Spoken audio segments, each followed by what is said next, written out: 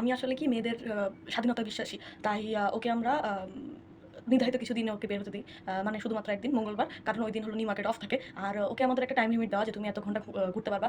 ধরেন যদি দুপুর ৩ টার সময় যায় তাহলে ২:৩০ টার সময় চলে আসতে হবে। কারণ মেয়েদের বেশিক্ষণ বাইরে থাকা উচিত না। কিন্তু আমরা অনেক স্বাধীনতা দেই ওকে। ও লাইফে ক্যারিয়ার অনেক চুজ করতে পারবে। তবে আমরা বলে দিছি যে মেয়েরা ডাক্তার যদি না হতে পারো তাহলে আর জীবনে কোনো কিছু করতে পারবা না। তাই ওকে আমরা হলো ওই দিকেই পুশ করতেছি।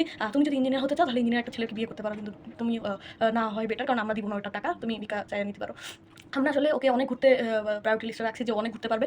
কিন্তু বিয়ের পর স্বামীর সাথে একা যাওয়া যাবে না।